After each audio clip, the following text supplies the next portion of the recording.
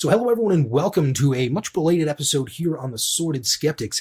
Today we're going to be doing a bit more of a free-form jazz exploration of a number of different topics in an effort to pursue some topics for the future, I suppose.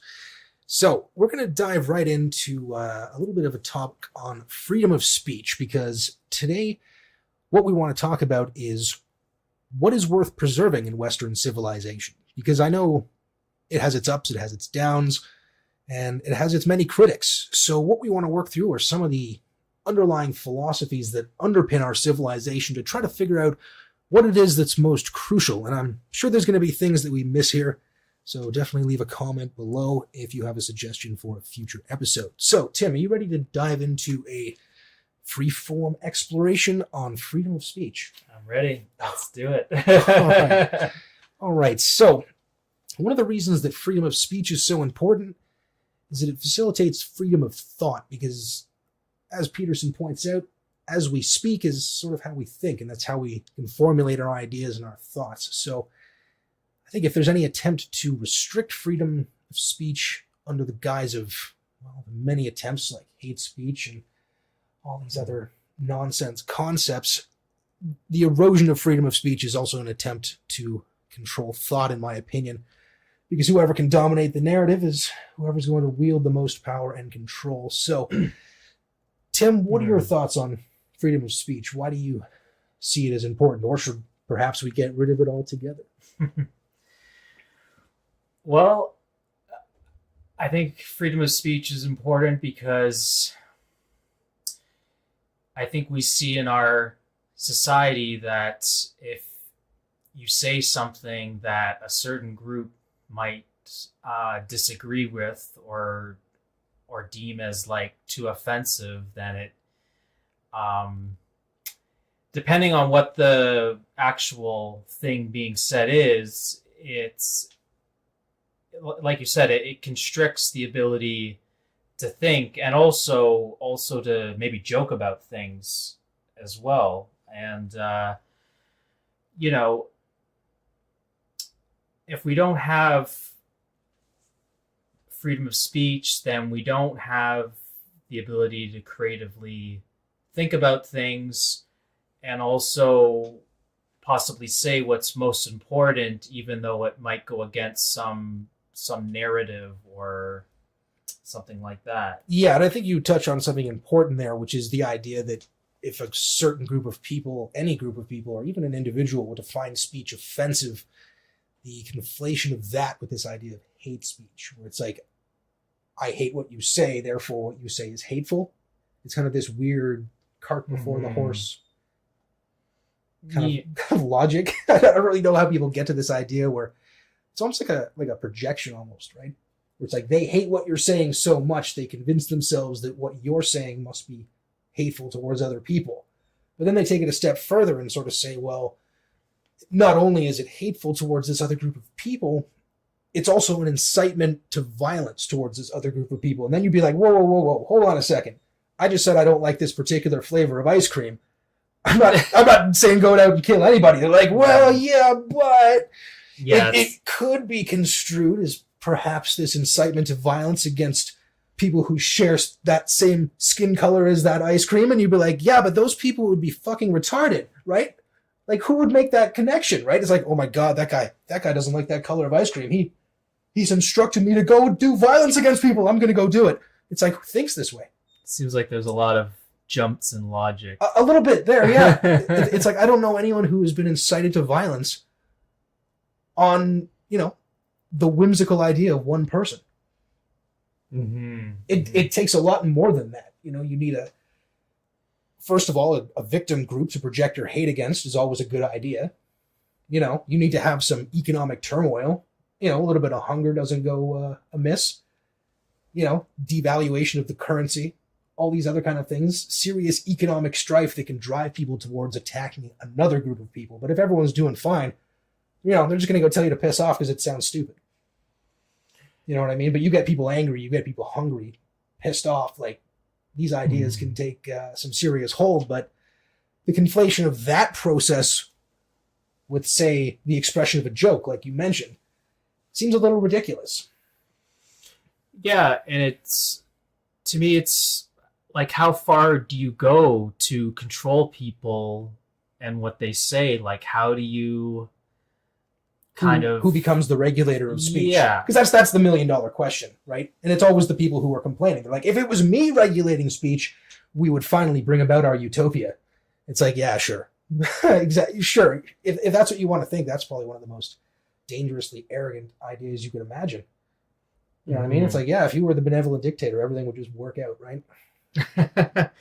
Yeah, and to me, when I think about this stuff, I think about like it being like offensive to like wish people a Merry Christmas or something like that. Yeah, that's probably going to make a comeback around this time of year. I'm just waiting for the articles to come out, just reminding people, by the way, just make sure you say Happy Holidays, because remember, there's a bunch of other stuff this time of year. And it's like, yeah, we get that too. And if we know what they celebrate, we'll wish them whatever that is. But for the most part, we all celebrate Christmas, so that's what we're going to say. Yeah, but you might offend somebody and then incite them to Christmas violence. And it's like, no, that's...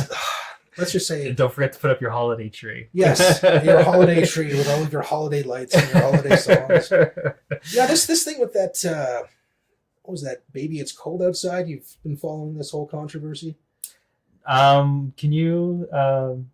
It's that song where it's like the guy is like, "Oh, baby, it's cold outside." You know, like I haven't heard the song enough, but I'm familiar, with the song, and it's been around for decades, right? And it's like all of a sudden now we've realized that it's offensive, and it's like, okay, people. Why is it brought up now? Yeah, well, I mean, people just are running out of things to complain about. So Yeah.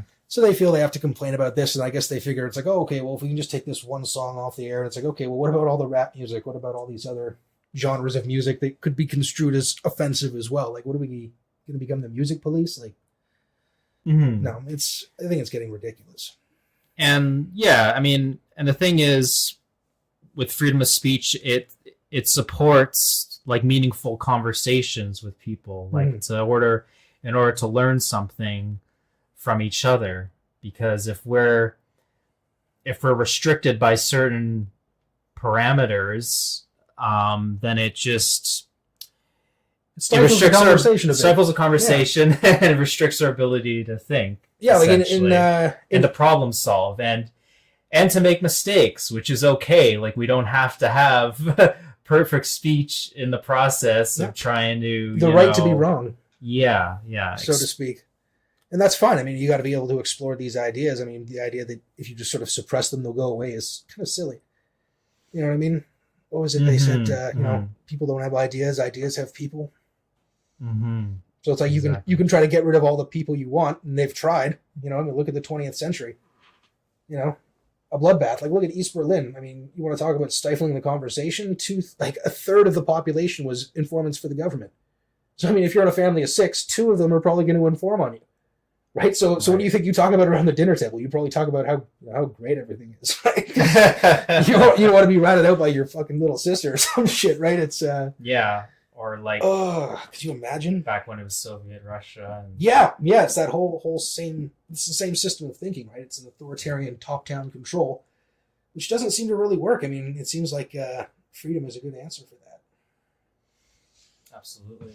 So I think that's a pretty good overview on freedom of speech, and I think it transitions nicely into another principle that I think it's very important for us to discuss, which is the non-aggression principle. So what this principle basically entails is that you shall not initiate force against someone else. It's like, can we at least all agree on that?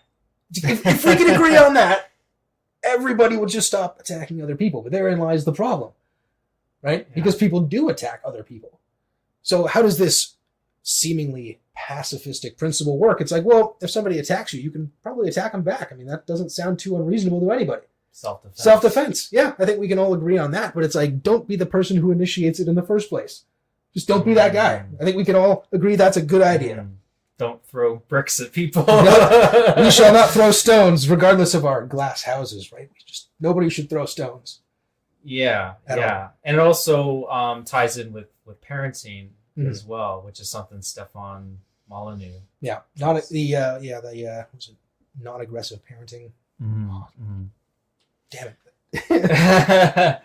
But yeah, peaceful parenting. Yes. It was a way catchier phrase. That's sorry, right. Mr. Molyneux. The non-aggression principle I think also expands out, at least how I've seen it explained on the internet, which is it also translates into force, threats, and lies. You know what I mean? So don't initiate force against people. Okay, that makes sense. Don't initiate threats of force against people, because it's sort of the same thing, right? Mm-hmm. You know what I mean? It's like, if I rob you at gunpoint, is it not violence because I didn't shoot you? No, that doesn't really make sense, right? So threats of force, I think we can include in there. Mm-hmm. And then lies, which would include fraud. So, I mean, don't initiate lies against other people. Mm-hmm. You know what I mean? You might not know the truth 100%, but at least don't intentionally lie. I think we can all agree that's a good idea. If everybody did that, that needle might move just a little bit towards the good, right? Yeah. And this ties into freedom of speech, because we've witnessed speakers and groups like Antifa who initiate violence in crowds because of speakers they don't agree with that are like speaking on campuses or whatnot. It is an unusual self-fulfilling prophecy with the Antifa types, because it's like, your speech is going to cause violence, so we're going to show up and cause violence and blame your speech for it. It's like, see, we were right. It's like, what the hell? Like, yeah, oh, exactly. Man. And also, they were like crowding around Tucker Carlson's house, and like, yeah, that was pretty nuts, man. It's like his wife and kids are in there and all this, or I don't know. I think his wife was. I don't know if his kids were, but still, it's like you show up at the guy's house because he hosted like a Fox News show. Like, Fox News isn't even that extreme, man. Like, it's not. Yeah, exactly. But I mean, like, even if it was, like, why would you show up at his house to protest what, his opinion? Like, give me a break, man. That's, you know, it's ridiculous. It's the tolerant left. You know what I mean? The ever tolerant left. But the non-aggression principle I think is important because it seems like it's a very easy to universalize principle. Like, I don't think of any time and circumstance where people would probably be better off not following it. Mm-hmm. You know what I mean? Agree. It's like, if people are initiating force, threats, lies against you, fine, you can respond in kind, but don't be the person to initiate that. And if possible, maybe just don't be the person to retaliate with it if you can. And just don't keep that cycle going. Yeah. But anyway, that moves us on to the notion of free markets. You know, I think the West was instrumental in creating this idea of free markets, like, you know, back when it started in Venice with the merchants and all that. I mean, that system kind of got corrupted and fell apart pretty quick because it became a little bit too exclusive in a sense. But once you have the ability to just voluntarily transact with people using like a price regulated market, things just seem to work out a lot better than the countries that try to use central planning. You know what I mean? There's like every country that has liberalized markets seems to do really well, and all the ones that restrict it seem to do worse or just never really get off the ground to begin with. Yeah, so when there's more control from the government to, you know, regulate markets, regulate behavior, this sort of thing. Right, like, you've heard of the concept of like the first, second, and third world. My understanding of where this came from, and I could be wrong, but when I last checked up on it, the idea was the first world was basically liberalized free markets, right? Capitalist principles, well, even though capitalism is kind of a Marxist term, the idea of free markets is separate from the sort of straw man idea of what they call capitalism, which is usually a reference to more like cronyism or crony capitalism, where there's more government and state involvement. But truly free markets would be no interference. You trade whatever you want for whatever you're willing to transact for. You know, and the countries that do have more liberalized markets seem to be doing a lot better than the ones that are you know, basically under the boot of the state, which would be the second world, where you'd have this sort of the communist idea, right? And the third world was basically countries that didn't subscribe to either of these notions. You know what I mean? They didn't really seem to have the liberalized free markets, but they also didn't really seem to have the government either. Right, you know? right, okay. And we would refer to these as third world countries. So, unfortunately, like a lot of times, the sort of the state-sponsored merchants would kind of go in and fuck these countries over. And that really turned a lot of the third world countries off capitalism, or what they thought was capitalism. So a lot of them turned to communism instead. You know, these heavily regulated state systems that seem to be completely undermining the free market, like what's going on in South Africa right now, where they're going to be seizing land from people. You know, they might not. I mean, they making proclamations to that effect. But, you know, most of the land, when it was repatriated, most of the people that it was sort of to be given to would rather just have the cash instead. You know what I mean? Not everybody wants to be a farmer. It's not an easy job.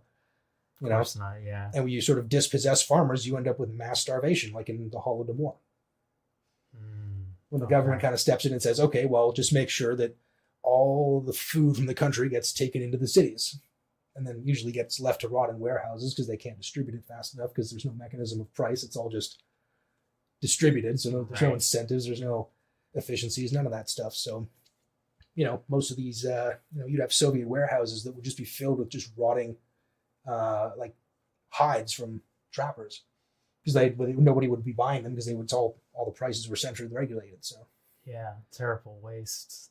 Yeah, but when you have a price mechanism that regulates the free market, what that tends to do is it tends to send signals to people to either get into a market or get out of it, or to load up on a certain product or try to sell it.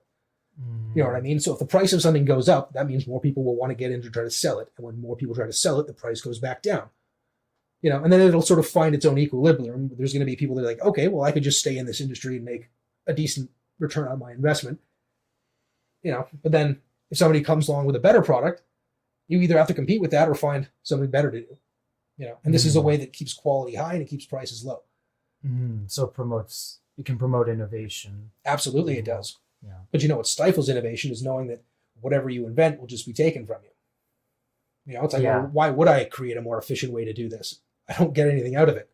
You know, I just got to show up, do my thing, and then kind of go home. You know, like what they said in the Soviet Union, we pretend to work, they pretend to pay us. Wow. You know? So this is why nothing really gets done, right? Right. So, and what ties right into this idea of free markets is private property rights. So this is a real, like, once you get down through the levels of these arguments when it comes to dealing with the left and the right and the authoritarian and libertarian sides, one of the questions you just really have to get a yes or no answer on is, do you believe in private property rights?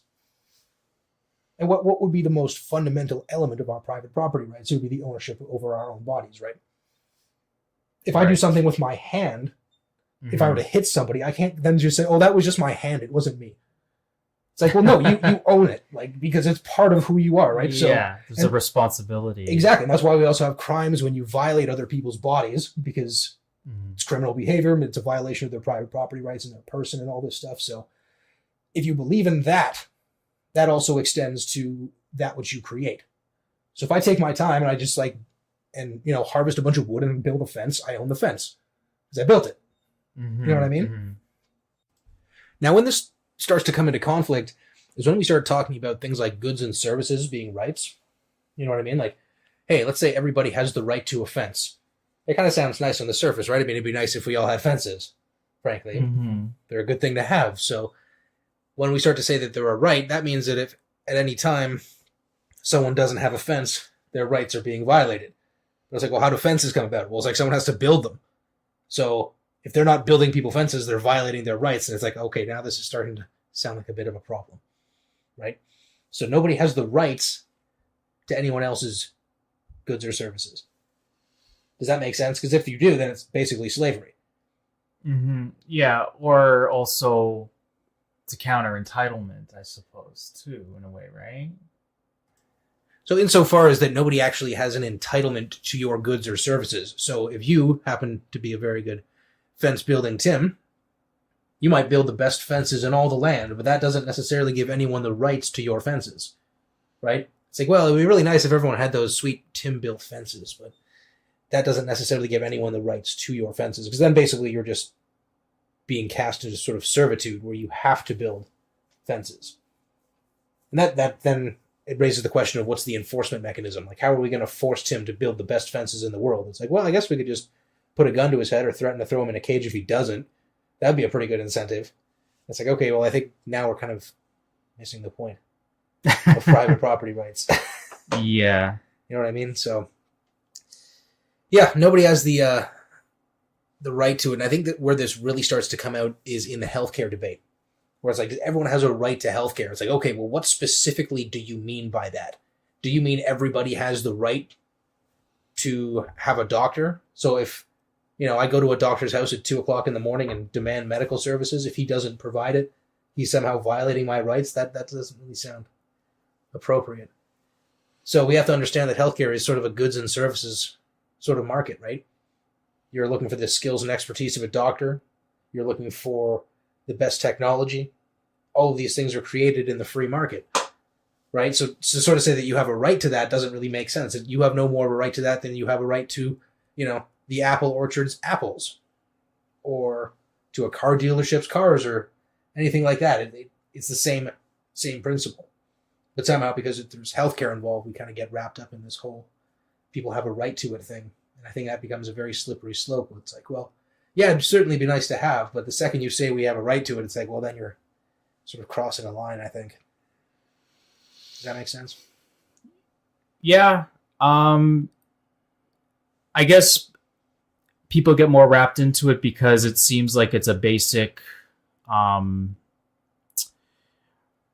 means of survival, I suppose. And in today's day and age, yeah, I suppose you could make that argument. I mean, traditionally it wasn't. We were all kind of left to the elements. I mean, that's sort of the default position. Right, okay. We kind of live in the lap of luxury at the moment. The best humans have ever lived. So I can sort of see how people get the idea that we have a right to our current way of life, but our current way of life is heavily intertwined with the goods and services that other people provide voluntarily at a price. For sure.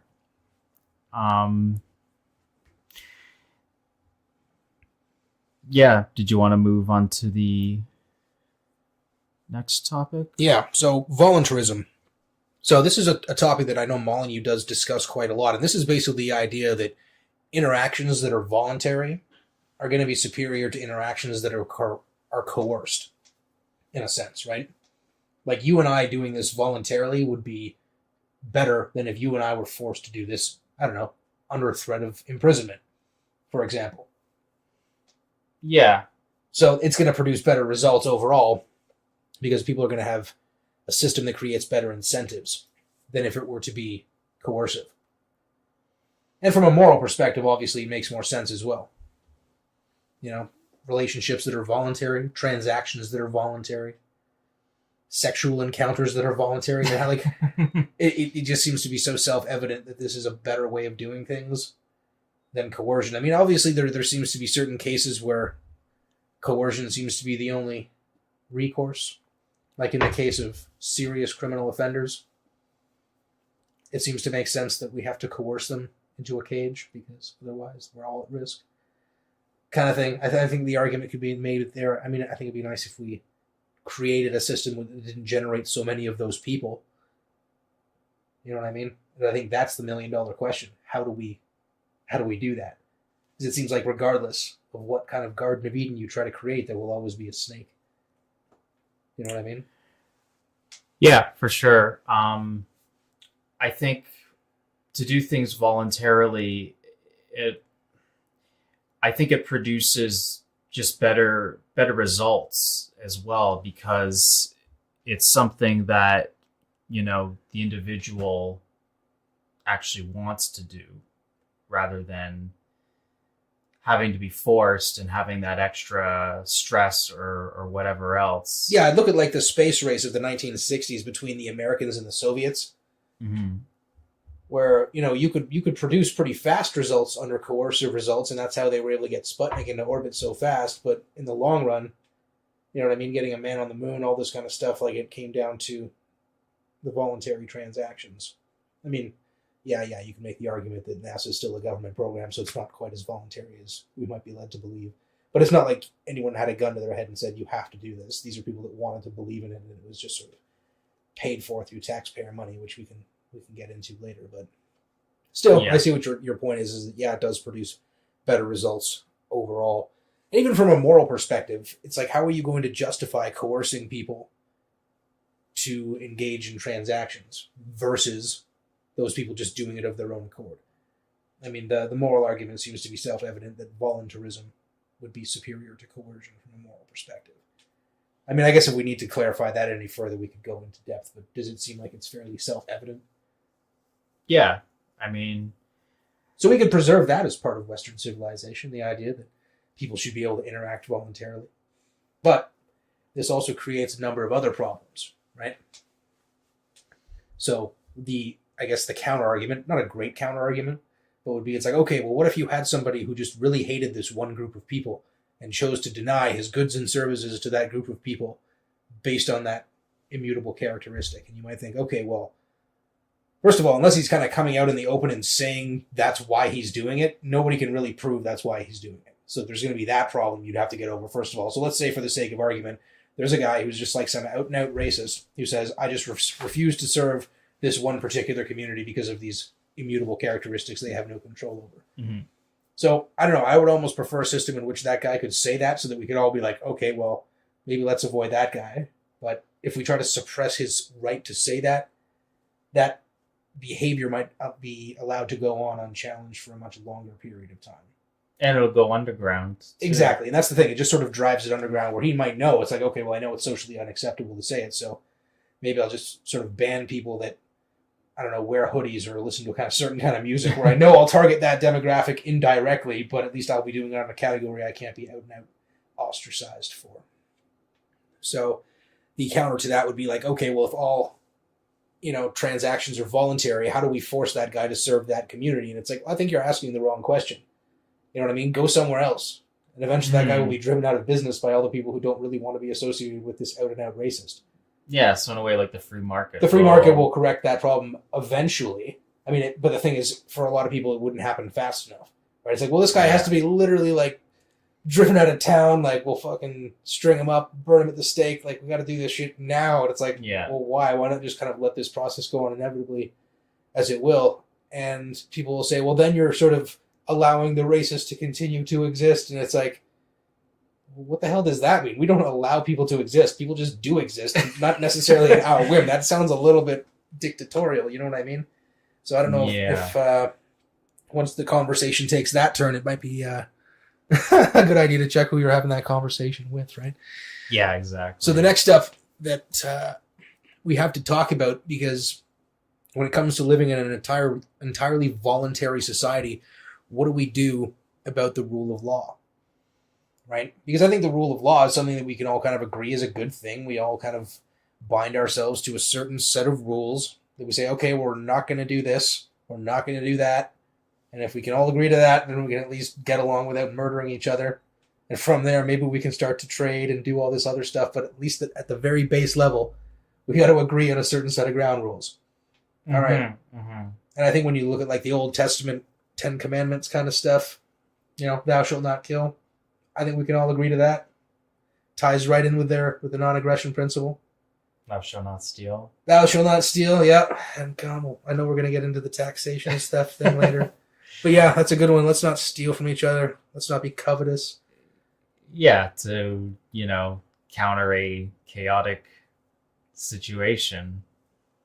It is sort of like, manifesting order, habitable order from chaos. And that's another distinction I like that Peterson makes, where he talks about order that is habitable. Because order can obviously become tyrannical if you take that process too far. So it's like, how do we have just the least amount of order necessary to manifest the best kind of chaos? And that's a tough-ass question. For sure. Maybe that's the entire central question of this whole show, right?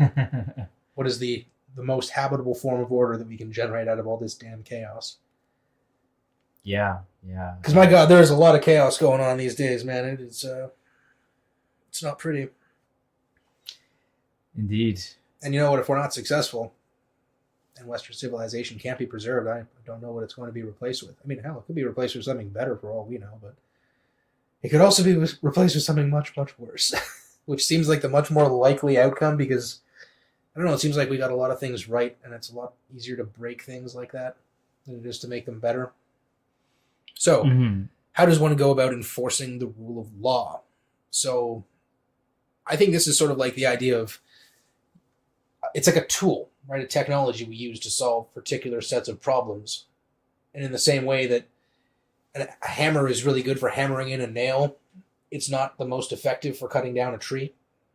You probably could. It would be better than with your bare hands, but it wouldn't be as good as an axe or a saw. Yeah, It's not the specific. It's not the specific use. tool for the job. So I think it is a very effective tool, like using the state as an instrument of force to enforce serious crimes like rape, murder, serious theft, stuff like this. That seems to be an effective use of that tool. But the problem is once that system becomes corrupted, the rule of law starts to become tyrannical, right? Where the state will step in and dictate what you're allowed to do and what you're not allowed to do. And it goes beyond that whole, let's all agree on a certain set of rules. Now it starts to be an enforcement of subjective preference. You know, and yeah, the argument could be made that it'll save lives, but it's like, well, you know what would also save a lot of lives is, you know, just incarcerating the entire population and putting them into a medically induced coma in a bubble-wrapped room. It's like, that could probably save a lot of lives, but it's like, well, then what's the point? Right? Yeah, that's the extreme. So it's like that whole thing we talked about on the previous episode about virtue, finding that balance between the two extremes. Yeah. You can't just sort of prop one concept up as being like the be-all, end-all, and it's like, okay, well, the more of this we have, the better. Like when people prop up compassion as being this be-all, end-all, it's like, well, you know, it's that compassion for, like the mother bear has for her cub, that when you get between the two of them, that's the compassion that will get you mauled to death. Right? So it's like, as a concept, yeah, I can see your point, but when you try to elevate it beyond its purview, I suppose, you can start running into some serious problems. So how do we go about enforcing the rule of law while also maintaining a voluntary society? I mean, I think there's volunteer firefighters, you know, that's already covered. And the one thing I did watch, it was this interesting video on how you'd actually go about having a voluntary police force. And it seemed to act more like an insurance company, where the insurance companies that you pay to put, like, for protection, you can pick from a bunch of different ones depending on what your needs are, and they would have their own enforcement. So if someone robs you, you would get a cash reimbursement for the valuables, plus a certain amount for punitive damages, and then the insurance company would go after the criminal. Oh, and, no and way. once they find out who it is, which I imagine with technology would become easier, they would go to that person's insurance company and bill them for the robbery. And then that person's insurance company would decide whether or not they want to continue to cover that person. So it kind of works in both ways, where it's sort of like, if you choose not to follow the rules, your insurance company will drop you and you will literally have zero protection from anyone else in society.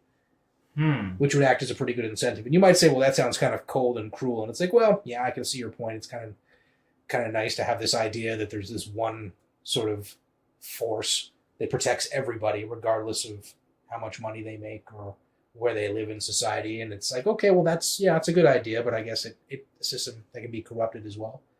I mean, I think we're fortunate up here because the standards for policing up here are just so much higher than they are in other places. So we tend to get much better quality law enforcement, where they tend to be able to think a little bit better. They tend to have discretion. The laws are written in such a way where it's like, you know, cops can solve problems. But I think that system might be starting to fall apart as well, unfortunately. And I think we need to learn to sort of police ourselves. But our rules are written in such a way, like the Police Services Act says that, you know, the police have to be representative of their communities and all that stuff. So you don't have big disparities between who the police are and who the people are that they are policing. They tend to come from the same general towns and all that kind of stuff. So that's written right into the law. I mean, how well that actually works in practice, I couldn't tell you. But, it seems to be the case that we have, pretty good law enforcement up here. Obviously, no system is going to be perfect. But how it would work voluntarily is, you would have private companies that would offer these same kind of services. And I suppose at the risk of being dropped by your insurance company would be a pretty good incentive to not commit crime in the first place. So if you were to have a system like that, you were to have a reasonably homogenous population and not too much income disparity, I think a system like that could probably work. But I mean, if you had huge disparities in income, if you had huge disparities in IQ and background and values, like, I'm not really sure that would work. So, I don't know. Yeah, I mean, I guess it depends, like, which area, like, it would be used in. Like, there'd be a difference from, like, having it in, like, Scarborough and having it here in like, you know, somewhere near Barrie or whatever. Right? Yeah, up in the middle of nowhere, there's different people. There's fewer people. You know, there's not that same density of people going on. So yeah, like I think there's a different way of going about doing things up here. Yeah. Yeah, but the rule of law, I think that's an important thing to preserve, but maybe tweak it in such a way that we can hopefully mitigate some of those corrupting forces a little bit. Now, For sure. one of the other things that I think is important is due process. And I think this one has been undersold for quite some time, especially right around now, where it's sort of like if somebody makes an accusation of a crime, then that accusation sort of becomes the proof in and of itself, and we convict these people without any sort of due process. We see that a lot going on down in the States and in the media, but we're also starting to see it up here, where a lot of the police forces are now going to be publishing the names of charged drunk drivers. So people that haven't been convicted, they've just been charged. Oh, okay. And I can see their point, right? They might want to say, well, this will act as an extra deterrent because, you know, these numbers are rising. And it's like, okay, well, fair enough. I mean, if this is not a problem that's going down, because if it was going down, this would probably be a little bit less acceptable, right? Because look, this problem is already going away. We don't need these extra measures. But it's like, if this problem is getting worse, it's like, well, fuck, like, if people aren't doing what they should be doing, it's like, well, shit, then the rest of us have to suffer for it. So, I mean, I'm running through a ride stop program almost every night on my way home from work. Almost every single night. And it's, you know what, to be honest, like they're super friendly. They don't keep you for very long. It's sort of like, hey, how's it going? Where are you coming from? Work? Have you had anything to drink? Nope. Okay, have a great night. And you're in and out of there in like 10 seconds. So it's very hard for me to complain about, you know, these guys are out there, it's freezing cold, like they're stopping everybody on their way through just to make sure there's no drunks. It's like, fair enough. Like, I get that maybe have become a necessary intrusion in order to stop people from just getting shit-faced and getting on the road, which in this day and age seems so stupid. Like, why anybody would... I suppose you could make that, you know, the same argument on any sort of maladaptive behavior, but it's like, not only are you putting your life at risk, but driving like a 3,000-pound vehicle in the snow when you're shit-faced and there's other people around, like, I don't know how people justify that to themselves. You know? What do you think? Yeah, I mean, I think it's partly a matter of convenience as well. Fair enough. Rather than getting a cab or something, just it's like, how am I going to get my car home tomorrow? Something like that. Yeah, not that I want to exactly justify that, but... well, no, it's important to understand what those underlying causes might be, right? Yeah. But even up here, it's like there'll be people on Facebook that are like, listen, if you don't want to drink and drive, but you sort of found yourself in that situation, like, text this number, and like my wife and I we'll get you and your car, and we'll drive the both of them home. Mm-hmm. So it's sort of like, listen, it's like worst case scenario, like you don't have to think about getting a cab home and then another one back there the next day to get your car. Mm-hmm. And we'll do all that in one shot, and we don't charge anything for it. So it's sort of like, you know, there are these community initiatives that are like really trying to prevent drinking and driving. So it's like, if you have that in a community, the state enforcement might not be as necessary. Yeah, and that's a great solution. It is a great solution, but it's like maybe we could have both, I guess. I mean, I don't think anybody really likes to go through these ride checkpoints, but they're as painless as they could possibly be. Mm-hmm. You know, because I think they, you know, nobody, even the cops probably don't really like to have to intrude on people, but they have a job to do, and they don't want to see anyone get killed drinking and driving. I don't think anybody does. Like, I don't think there are any drinking and driving advocates out there that we're fighting against here. No. You know, there's not people out there picketing and being like, I demand the right to drink and drive, you fucking statist fucks. It's like, yeah, listen, we all get it. It's not a good idea. So yeah, exactly. But I mean, now it's like, if you want to get an Uber around here, like it's pretty cheap if you want to do that. Or it's like my wife and I have the system where if we're going to go partying and we know we're going to be there for 4 hours, whoever has had more drinks at the end of 1 hour gets to drink, and whoever doesn't has to stop drinking, wait out the 4 hours, drinking only soft drinks, and then has to drive. Okay. But there's a limit, right? Like for me, and at my body weight, I know I can drink 3 standard drinks. So that'll be 1 like 12-ounce beer, 1 8-ounce glass of wine, or a shot and a half of liquor. Mm-hmm. 1 standard drink is how much you can process in your liver per hour. Mm-hmm. So I can have 3 drinks in the first hour, and then I'll be sober 4 hours later. Okay. Because it'll have completely eliminated by that point. So I know I'll be 100% good to go. But you just kind of have to plan ahead like that, right? It's like, okay, if we're going somewhere and we know we're going to be drinking, because I mean, nobody drinks by surprise. You know, it's not like people show up somewhere like, oh, there's alcohol here. It's like, what is this? It tastes kind of funny. Like, what's drinking? Like, people, I don't think it's an education thing anymore, right? But so trying to figure out what those underlying causes are. And, you know, it's probably something stupid. Like people are, they're just lazy. They don't want to have to pick up their car the next day. Like just dumb excuses for doing something so dangerous.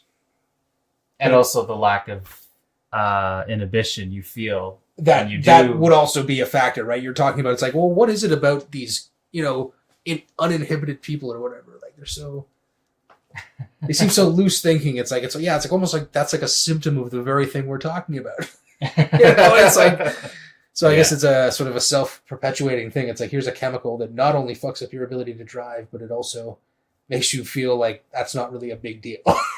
So how does this problem come about? It's like, how does this problem not come about way more often? No, I think we should probably acknowledge the things that we're doing right, at least. So next up, I think, is going to be an interesting one that we'll probably have to explore in a lot more depth down the road. And this is going to be the preservation of Judeo-Christian values. So this is going to be the sort of ethical and moral substructure that forms the very foundation of our civilization. And I'll tell you, over the last few years, I've kind of, as I tried to refine the atheist arguments a little bit and kind of found them lacking, I sort of found myself walking in the substructure of our civilization, seeing where everything came from, and discovering this like ancient sewer system that was made by this ancient race called Christian people, and this other race called the Judeo people that were like what Christians were before or something like that. And it's like, oh, there's a lot of history here. And it's like, just a couple of thousand years. No big deal. Yeah. So there's definitely a lot there, but the kind of ethical and moral stuff that we sort of take for granted now, when you look back through history, there's a lot of places that didn't really take that same kind of stuff for granted. So I think there are certain dues that need to be paid there. And I think coming around a little bit and realizing that, these are things that are definitely going to be necessary to actually preserve what's left of our civilization. We might as well start from where it all began, right? Yeah. So our notions of things like fairness and justice, these are things that came from that Judeo-Christian ethic a little bit. Yeah. These are, just critical principles that we need in order to help our society, run effectively, pretty much. Yeah. And if things like fairness and justice are taken for granted, then it's like, what do we well, how did we come to determine what those things were in the first place? You know what I mean? Where does that come from? What about the instantiation of the individual over the group, right? Where it's sort of, we can say that, okay, majority rule might be important in quote-unquote democracy, but at the end of the day, if 10 people need organ transplants, we would say that harvesting one individual to feed those organ transplant needs would probably be a pretty heinous act. You know what I mean? Yeah. So it's like, there's this whole utilitarian, more people are saved by killing one person and taking all their organs to give to these other people. It's like, but we still wouldn't consider that to be morally acceptable because, individuals and the rights that they're given by their creator, so to speak. Yeah. Each person has a certain divinity. Exactly, and it's inalienable. You can't sell it off on the free market. It's just sort of part of who you are in a way that doesn't really belong to you. You know what I mean? Can you elaborate? It's like, what do the Christians say? That it's sort of you're made in God's image. Okay. And there's a certain part of that isn't really, like, say you're born tall, you're born short. It's not like you can really be proud of either one because you didn't really have any say in the matter. Okay. In the same way, your divinity as an individual is not really something you have a say in either. It's sort of just... It's given to you. It's given to you, in a sense. Right. Because I don't really know what other words to use to describe how that process would work. Right? Yeah. Yeah. When people are born, we all sort of instantiate human rights onto this person. I know throughout history there's been certain experiments where they said, okay, well, why don't we try giving human rights to these people, but then not these people? And it's like, well, what's the difference? It's like, well, fuck, what's the difference? Okay, well, these people are like, this color, and these other people are this color. It's like, all right, let's try that. We'll just take away rights from these people. And it's like, later on, they're like, yeah, that was kind of stupid. It didn't really make sense to begin with. I know it was kind of flimsy. It's like, okay, well, why don't we do this? Why don't we say if they're from this part of the world, they don't have human rights? Oh, like use geography. I remember geography from high school. We'll use that to instantiate who has human rights or not. And then that doesn't really work out either, because it's like, okay, well, what's the difference? It's like, well, they were born in this circle here, and we were born over in this circle here, so we have rights and they don't. Well, that doesn't really make sense either. We have to have these principles that apply to everybody across all time. Otherwise, they don't really have any logical consistency to them. Does that make sense? Yeah. There's no substantial...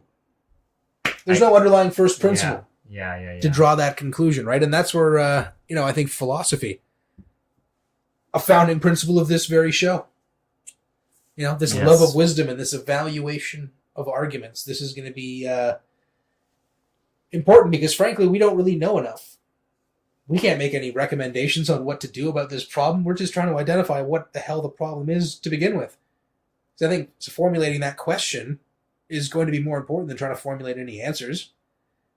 Because if you don't have the right question, well, it doesn't matter what the answer is. It's not going to do anything for you until you get the right question. So yeah, and philosophy gives us those tools to help formulate that good question. Exactly. So that's why I'm thinking as we work wade our way through these crazy issues over the next several months, it's going to be important to evaluate these arguments on their own terms. Figure out what we can keep and what we must discard for the sake of the civilization, Tim. Separate the wheat from the chaff, right? That's right. So philosophy is going to keep coming up as well. Now, one of the other things that we're going to have to touch on here, and I know it's going to be a touchy subject for some, but don't worry. They have plenty of this. And this is faith, right? So our favorite region in Far Cry 5, faith region, or whatever it was called. Anyway. So it's important to have faith in something, because what do we have if we have no faith in anything, Tim? We have nihilism. Nihilism! Oh, these nihilistic people that are like, there's no such thing as a hierarchy of values, and that's true, and it's important for you to accept it as true, except there's no such thing as true. Or no such thing as morality. Or no such thing as anything, man. It's just not going to matter in a million years. And it's like, yeah. Maybe not. But at the end of the day, if you're trying to convince me that it's important, you believe some things are more important than other things, and that which is important is preferable to that which is not important. So you're already in sort of manifesting a hierarchy of values by even having preferences to begin with. So trying to convince people that nihilism is a good idea seems self-contradictory. Does that make sense? That makes sense to me. Yeah. So if we could sort of paint nihilism as the enemy for a moment, and if you happen to be a nihilist, well, I'm sorry, but it doesn't really mean anything because nothing means anything, right? So don't worry. Nothing's changed. But, people have faith in certain narratives, right? Certain worldviews, political orientations, group affiliations. People have faith, right? But it's just only if it's like a religious faith, and it sort of gets poo-pooed in today's day and age. And I'll tell you why I think it is. I think it's people like to score free intellectual points, sort of like these like bonus free spaces on the bingo lottery of IQ, where you can sort of appear to be smarter than you are by claiming to not have faith in anything. It's like, oh man, this guy's really thought about it, and he's realized that the whole system of religion is just a bunch of hooey. Wow, this guy must be really a deep thinker. It's like, yeah, well, they could just be a nihilist that just watches too much television and listens to too much of the mainstream media and never really thinks for themselves, and this just happens to be the end result.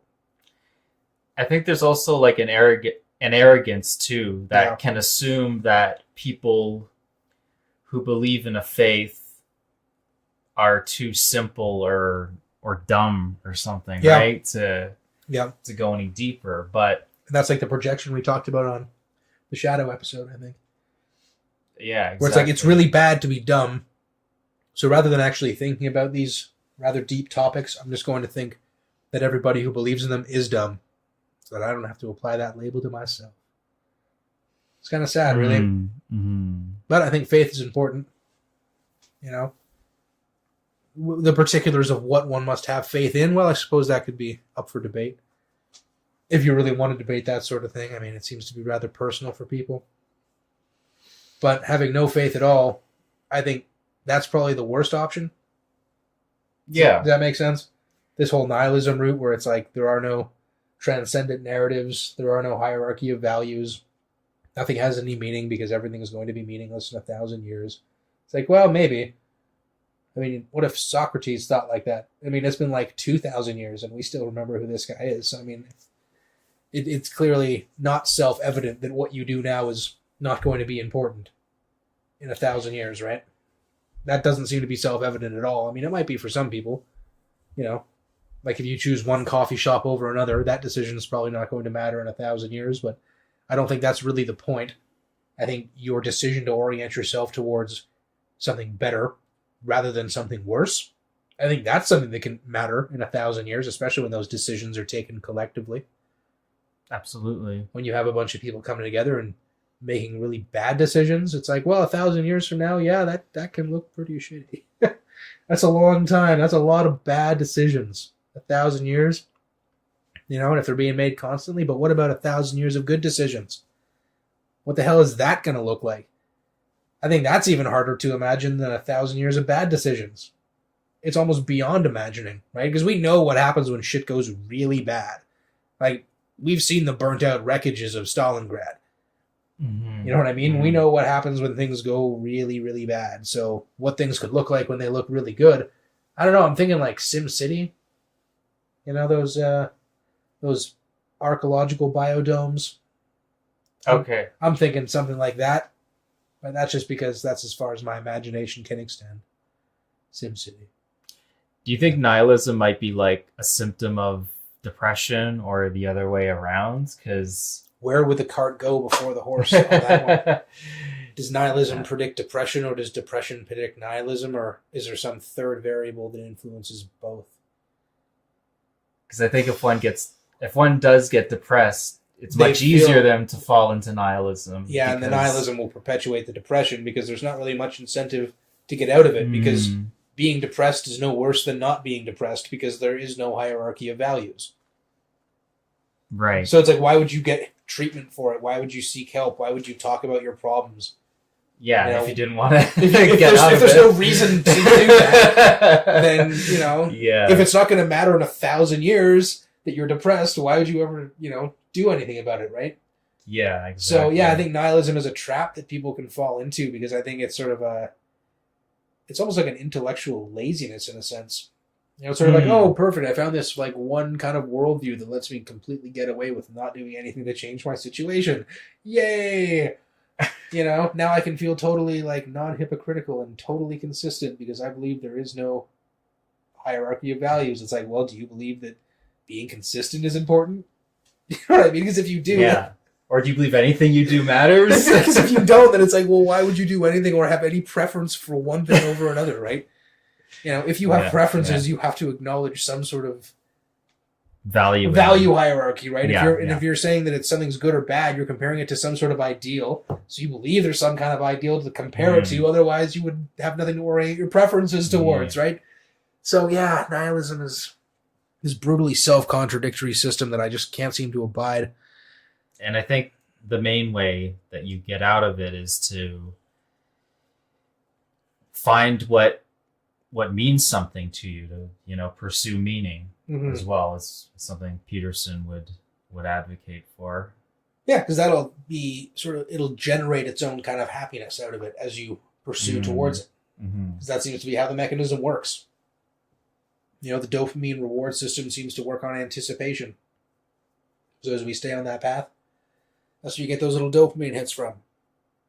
And finally, I think one of the important things about faith is the binding orientation of a unified moral matrices. And if that word salad doesn't make any sense, Jonathan Haidt breaks it down quite nicely in The Righteous Mind. And in the happiness hypothesis, where orienting ourselves towards one sort of good, an idol of some kind, is at least a better option than not doing that at all, at least in terms of group cohesion, right? A group that has one unifying set of values that faces them all in the same direction will operate as a better phalanx than a group of people running around in all different directions. So Sure. I think Yeah. faith can have a very important effect like that on the group level, Yeah. as well as the psychological impacts of having that binding feeling at the individual level. When people feel that they're part of something that's bigger than themselves, I think that's a good way to help deal with the drudgery and suffering of life. Because, as much as we've tried to insulate ourselves from the unmitigated suffering, I mean, look at us up here in Canada. It's, for like half the year, it's perpetually below freezing. You know what I mean? Without the ingenuity of those who came before us, the very blood in our veins would freeze where it stands. But it doesn't, and now we feel comfortable, and now we feel entitled to have liquid blood. Yeah. And I can say, just from my personal experience, that being part of a spiritual group, it just helps to have that, I guess, that sense of support. And just being in contact, with other people. And like you said, they're all geared towards, Figuring out that journey? Yeah, figure out the journey and, how to get through it and to, share with each other their own journeys and, work through that. So. Absolutely. And speaking of working through the journey, the next topic is perhaps one of the more contentious. The idea of family values and motherhood. Two values have been under attack perhaps more than any other, probably almost as much as free speech itself, is the idea that somehow some women might not be as career-oriented as others and may want to stay home and raise a family. And the fact that that is now being cast as some sort of failing of some kind, as if raising the next generation of people is somehow a less than important endeavor. Oh, don't worry, just leave it up to the government to raise your children. Don't have any input yourselves. I mean, it's not like that's going to have any negative impacts or anything like that.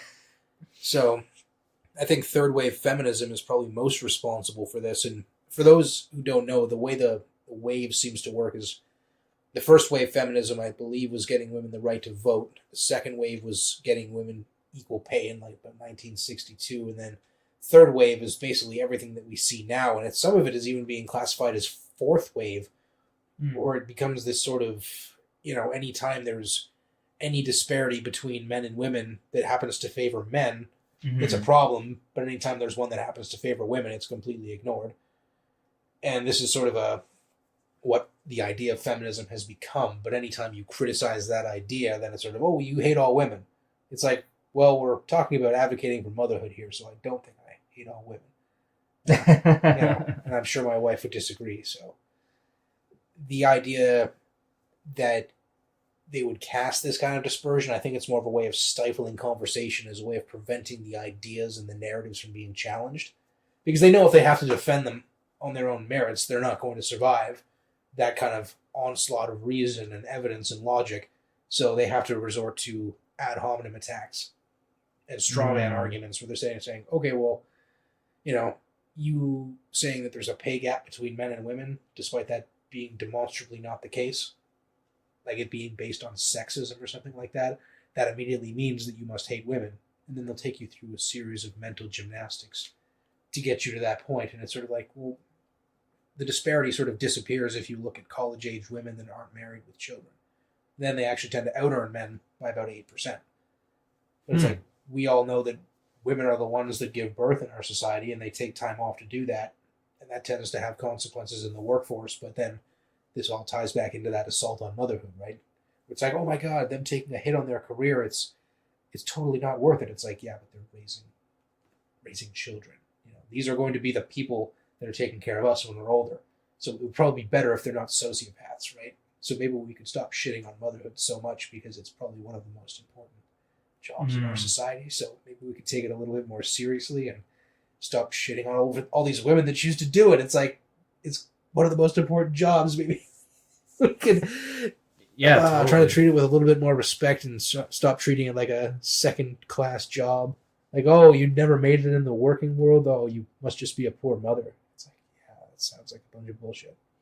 Yeah, I mean, I remember my sociology professor, he used to talk about some experiences, like going to like a dinner party, and if a woman revealed that she was like a homemaker, then that was frowned upon, essentially. And that's... You got like the record screech, like, you're a what? Oh, sorry, we didn't know. It's just like such condescension. And that never made sense to me. And I think I know why even better now. I mean, it's, you know, it's an important role. It's key for mothers to be in contact with children for the, you know, very first years of their life. Those formative years, because what did Peterson say? Between the ages of 2 and 4, like, are super critical. Like, if your child isn't socialized by the age of 4, they're basically going to have their problem solved by the penal system. You know, it's going to be the courts that sort them out until they're about 27. And then if they're lucky enough to be employable after that, maybe they can scrape together some semblance of a life. But it's like, no, you got to get them sorted by like 2 to 4. That's like super critical. Super critical. So I think the idea that we're trying to disparage that and say, oh yeah, just put them in daycare, don't worry about it, the state can handle it. It's like, no, the state has these kids for the first 18 years of their life, and they come out without any marketable skills whatsoever. You know, so before we go defending public institutions, let's see what the actual results are. You know what I mean? Absolutely. Let's see here. Next up, individualism. I think we talked on a little bit more before about how we elevate the individual above the group. Mm-hmm. And then this is what be, I guess, in contrast to isolationism, which I think is how individualism is often strawmanned.